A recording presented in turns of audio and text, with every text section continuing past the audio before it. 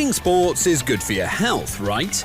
Well, in most cases it is, but we have a list of sports that are far from healthy.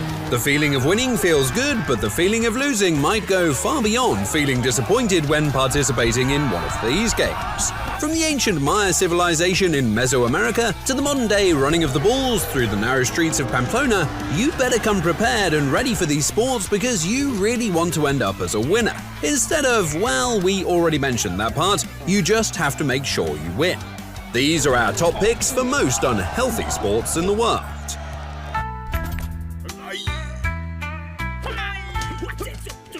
Building a human tower is a well-known activity around the world, until Japan discovered a way of how to add a destructive touch to it all, a Japanese habit to be well known throughout history.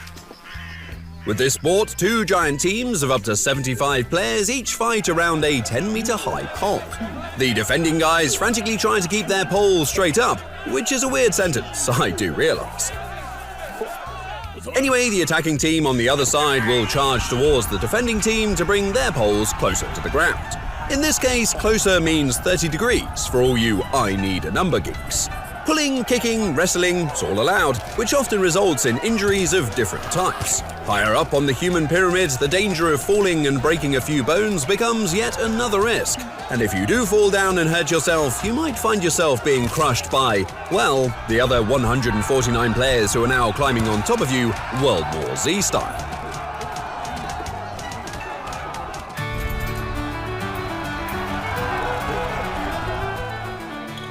The county of Gloucestershire in England is famous for its beauty and for its local sport. They also have a famous sauce that's sold around the world. Oh, sorry, that's in Worcestershire. Your fault, England. Try giving normal names to things, okay?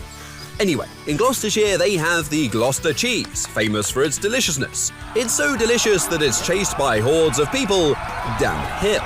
This local tradition is believed to be more than 600 years old, and since that time people have been running down a long grass slope chasing a rolling Gloucester cheese during an annual event which is called cheese rolling. A sophisticated name for a sophisticated sport.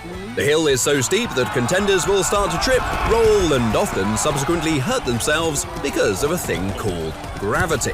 The fastest contender without any bone fracture grabs the cheese down the hill and can crawl back home as a winner. The best thing would be to take a shower first, since you probably smell worse than the cheese you just won.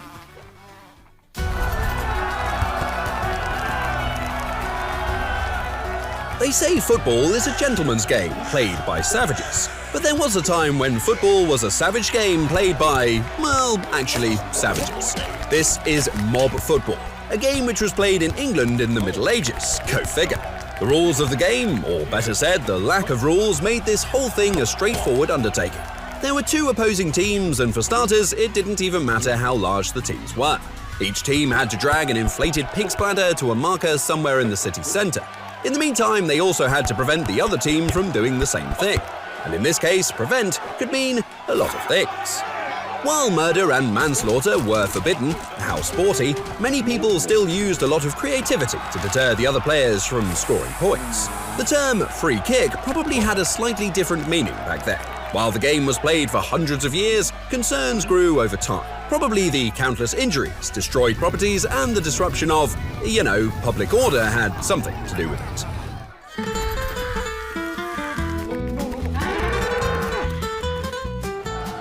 No, we are not talking about bull riding. This is bull running, which is different, with people being in front of a bull instead of on it. A minor detail. During the San Fermin festival in the Spanish city of Pamplona, a group of frantic bulls is set loose to chase a large group of thrill-seeking people through the narrow streets of the city centre. You can probably guess where this is going, since it's always a matter of time before the slowest individuals run out of breath, time, or any new ideas. When that happens, these unlucky participants are literally being bulldozed, which often results in some unpleasant physical altercations with that same group of bulls. Due to the risks and dangers of bull running, there is much debate going on about continuing this cultural event, but because this sport still appears very popular, it's unlikely it will steer away from its traditions anytime soon.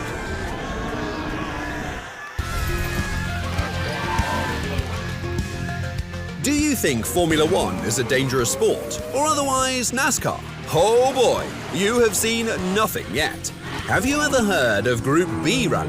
Well, Group B Rally was a set of regulations for grand touring for sports car racing and rallying starting in 1982. Group B Rally is an answer to the question, can you replace the steel guardrail on a track with one made of humans and still have a race? Combine a yes answer to that question with a new generation of ultra-fast and super-powerful rally cars, and you get yourself a real-life Carmageddon event, with still a bit of racing involved, of course. Despite numerous accidents with spectators being fractured in a split second or being split in a fracture of a second, the sport continued to exist for more than a decade. Ultimately, the sport was considered too dangerous, and Group B Rally reached its own finish line in 1993.